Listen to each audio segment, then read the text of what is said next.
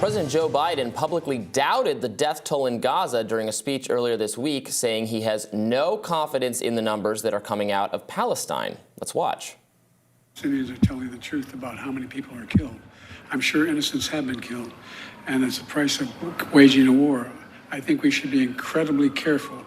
I think not we, the Israelis should be incredibly careful to be sure that they're focusing on going after the folks that are propagating this war against Israel.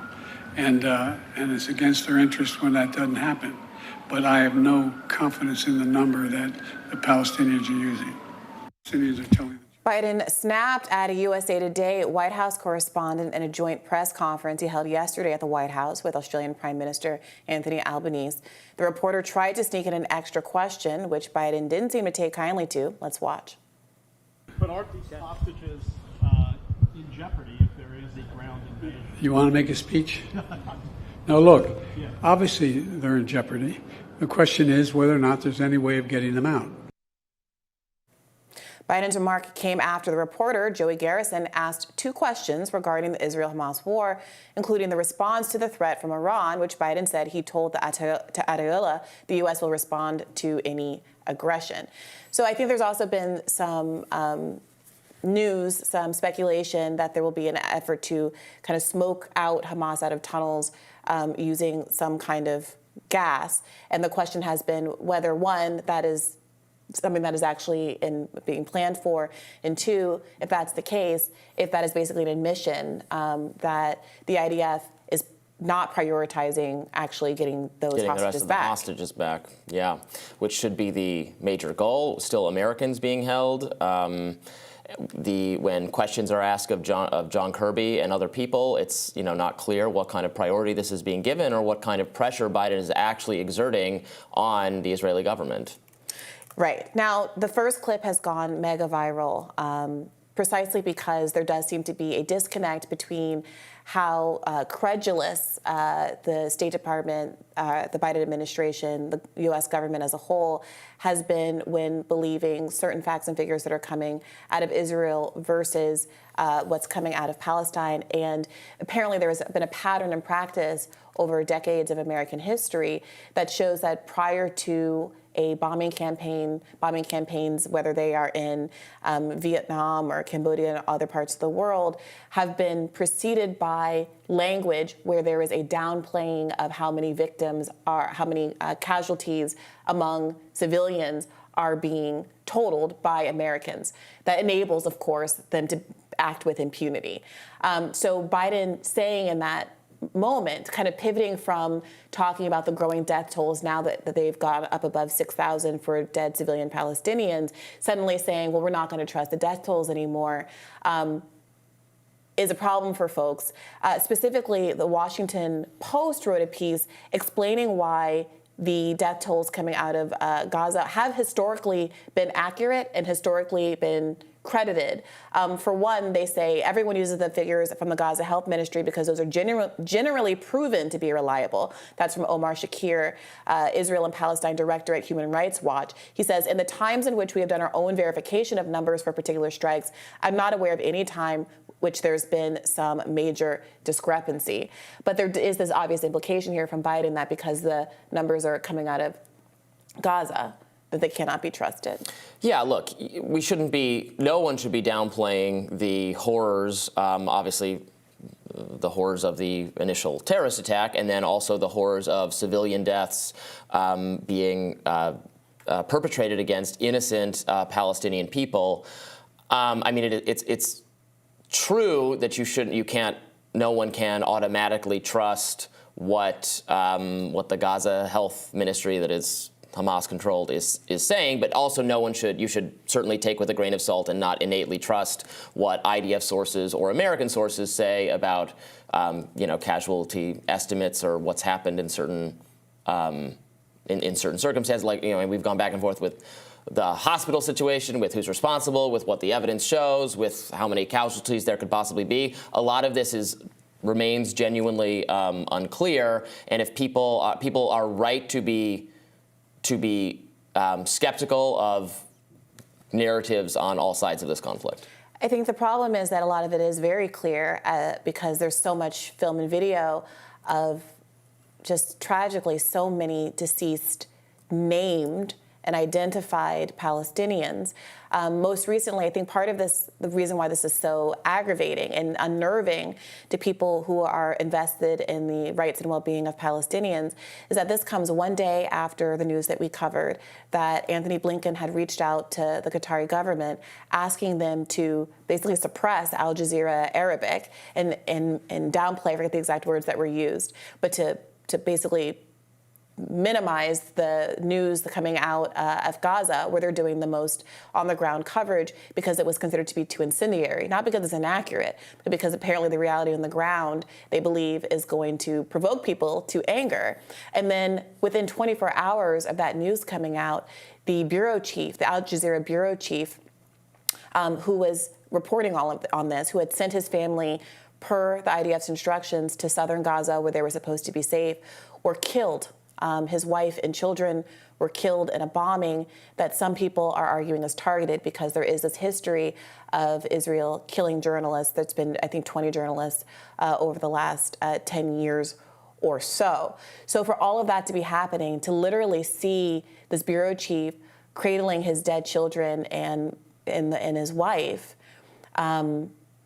and to see the picture of, let's say, Justin Amash's second cousin being lifted from the rubble, and then for the President of the United States to say, well, we're not really sure what's really going on the ground. We're disputing claims of deaths in Gaza, I think really struck people the wrong way. Right. I mean, there's nothing to dispute. There are horrific casualties. We've seen pictures of dead, innocent people, and they're really horrified. I mean, everyone should be careful about what they're looking at. I saw the other day Representative Ilhan Omar was retweeting images that were claimed to be of dead Palestinians that were actually years old from a Syrian earthquake. So she was corrected by Community Notes, which is one of the only useful fixers of misinformation problems on social media. So everyone should be, very careful and double check and triple check and acknowledge the extent of the unknown. But there's nothing to deny that innocent people are dying by the thousands. Yeah, I mean, one last thing I think that is troubling is that there is just a different sentiment coming from the podium, the mouthpieces of the American government. I think it was actually the Russia UN United Nations account put together a supercut showing how differently John Kirby, National Defense spokesperson, talked about Ukrainian casualties versus Palestinian casualties, and how the messages coming out of the United States with one conflict seems to be attacks on civilians are egregious, attacks on water supplies and foods are war crimes. This is absolutely unforgivable. But when talking about Palestinians, the message is, well, this has just got to happen. Bad things are going to happen. Everybody tighten your belt, buckle up, because you're in for a hard ride. If we can play that, I think it'll be instructive as well. This is war. It is combat. It is bloody. It is ugly, and it's going to be messy. And innocent civilians are going to be hurt going forward. I wish I could tell you something different. I wish that wasn't going to happen, but it is going to happen. And that doesn't make it right. It doesn't make it dismissible. It doesn't mean that we aren't going to still express concerns about that and do everything we can to help the Israelis do everything they can to minimize it. But that's unfortunately the nature of conflict. This is what she's doing in Ukraine, and think that any ethical, moral individual could justify that. It's difficult to look at the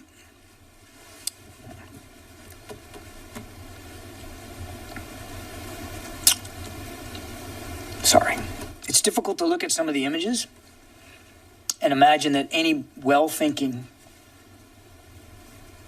serious, mature leader would do that. So I can't talk to his psychology, but I think we can all speak to his depravity. When Putin does it, it's depraved. No serious moral leader could ever do such a thing. When Israel does it, it's got to be done. Well, right. I mean, I think his position is probably that, not that I'm agreeing with it, but that Russia is the aggressor and Ukraine the victim, and Israel is the victim and Hamas the aggressor, and these are casualties in the course of Israel trying to rid out Hamas.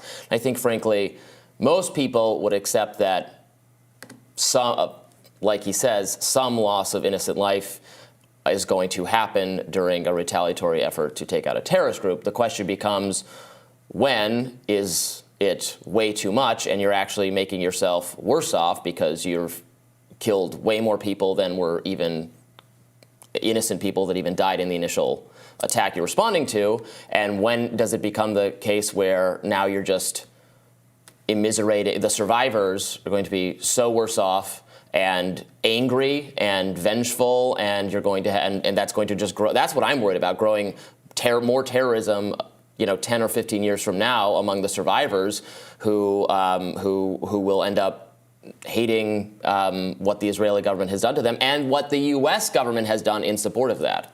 So that's something we should keep in mind. Yeah, especially since the Israeli military has admitted that it didn't predict this attack, it didn't see it coming, that the Hamas is largely underground and not vulnerable to the air bombardments that have at this point eliminated more than 40% of all residential housing in Gaza. It's also important to continually note that this conflict did not begin on October 7th, that much like there's this debate in the Ukraine context of how the State Department loves to say this is an unprovoked war without wanting to have any conversation about how we got to this place in Ukraine.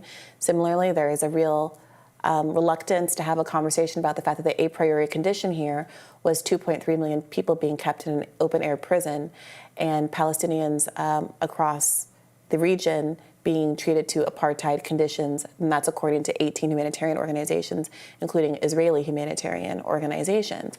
And what do you do? The fundamental problem, some people think, is rooting out Hamas, which Israel's actions, it admittedly, is not gearing them toward doing. Hamas is not going to be gone even if they raise every building in Gaza to the ground.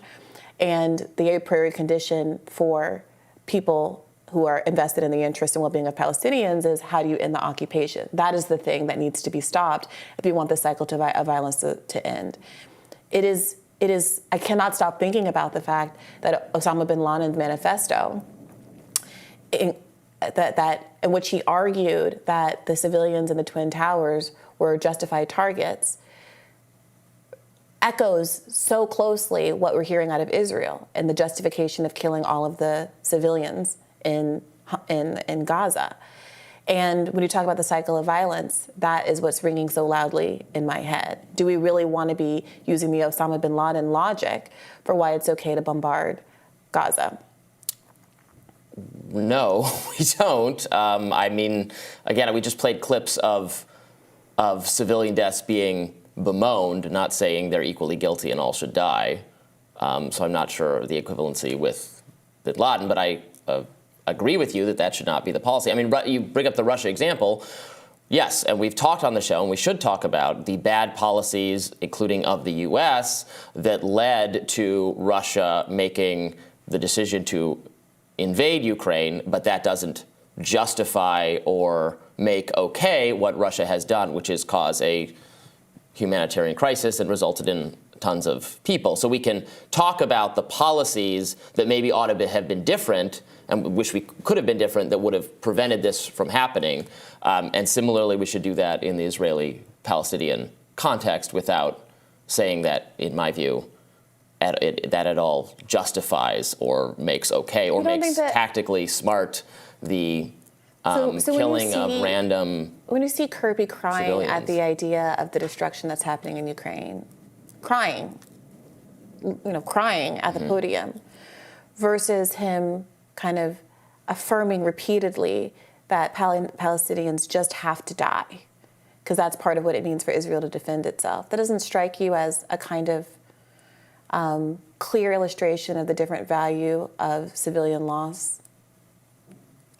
I don't think the Palestinian civilian loss is being taken seriously enough. It ought to be taken more seriously. Yeah, it's pretty striking. And I think you're seeing consequences for Joe Biden. I just saw it reported that his approval ratings are lower than they have been historically at 37%. There's been an 11-point drop since this crisis started. So well, the U.S. getting tangled in another overseas war will not be something that boosts those poll numbers, I will predict, but we'll see. Yeah, and not just any overseas war, but the U.S. being seen as contributing to the enormous loss of civilian life that's happening so front and center because of social media and independent news.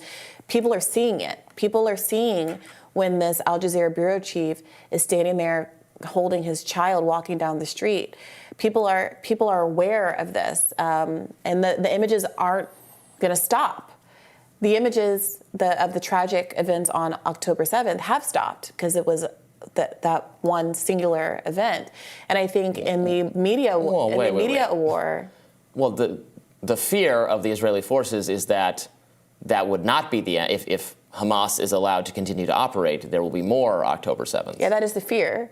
But that's not what's happening. What we're seeing in terms of the images that are coming out all over the news is every day the death toll of Palestinian civilians goes up hundreds more. 2 days ago, we were talking about 5,000 dead. Now we're talking about 7,000 dead. So I'm just saying that the reality is the media, from the media sphere, I think Americans are not just turned off by the abstract idea of us getting into another war. They're very much turned off by the idea that American dollars and quite literally American manufactured weaponry is being used to kill the children that they're seeing on their television screens. Well, you let us know, and we'll have more Rising right after this.